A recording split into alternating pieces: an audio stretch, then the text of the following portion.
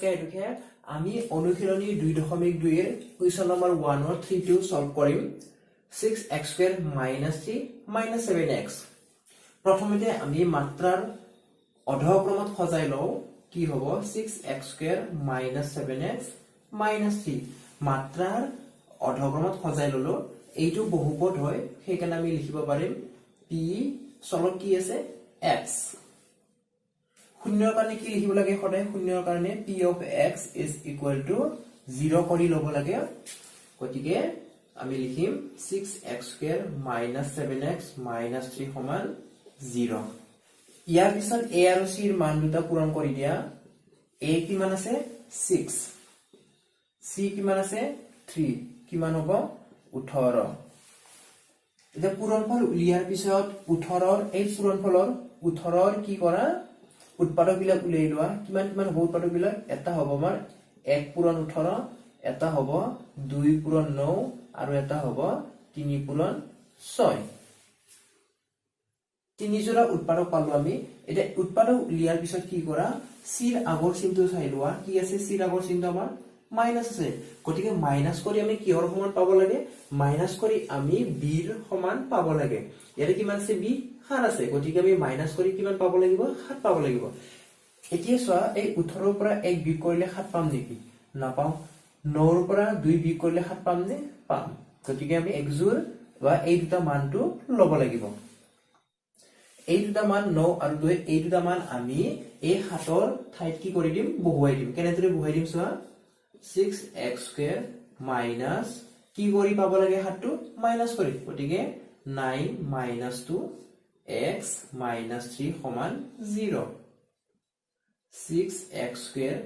বিতৰণ বিধি এপ্লাই কৰি দিয়া কিমান হ'ব -9 পূৰণ x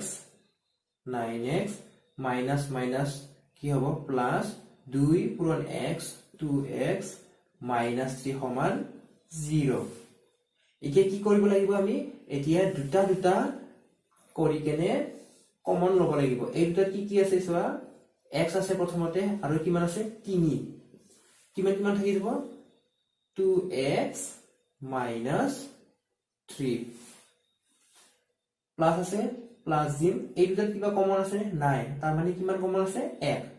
কিমান কিমান থাকি যাব 2x - 3 সমান 0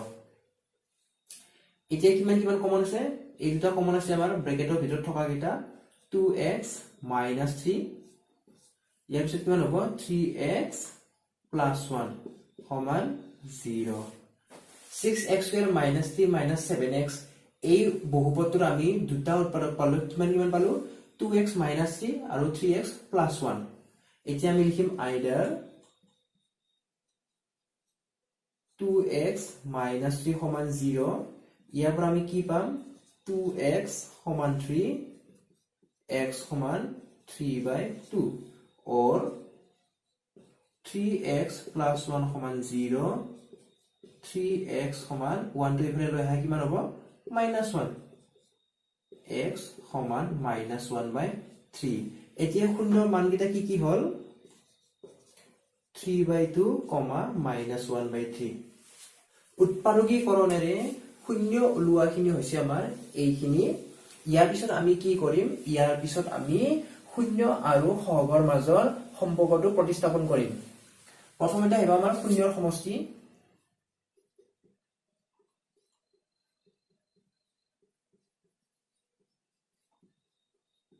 সমান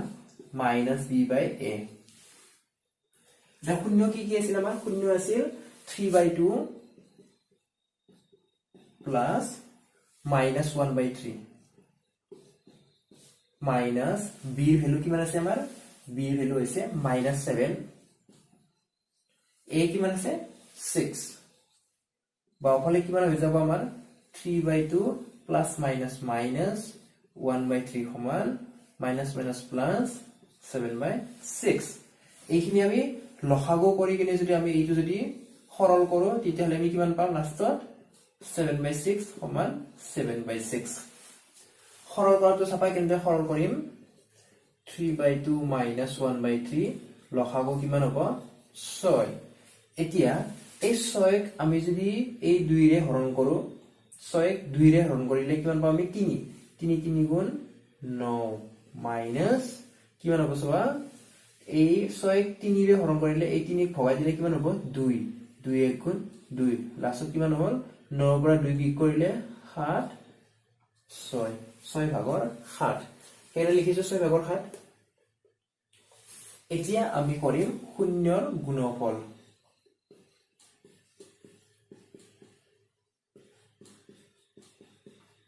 সমান c by a এতিয়া শূন্য কেইটা কি আছিল আমাৰ 3/2 পূৰণ যেটো গুণফল আছে হেগানে পূৰণ -1/3 সমান c কিমান আছে আমাৰ c আছে -3 গতিকে লিখিম -3 a কিমান আছে 6 এইফালে সৰল কৰিলে আমি কিমান পাম 3 3 কেনসেল যাব -1/2 এইফালে সৰল কৰিলে 3 1 গুণ 3 3 2 গুণ 6 কিমান পালো -1/2 শূন্য আৰু সহগৰ মাজৰ সম্পৰ্কটো হৈছে আমাৰ এইখিনি গুণফলটো কিমান লৈছে আমাৰ গুণফলটো হল -1/2 আৰু সমষ্টিটো হৈছে 7/6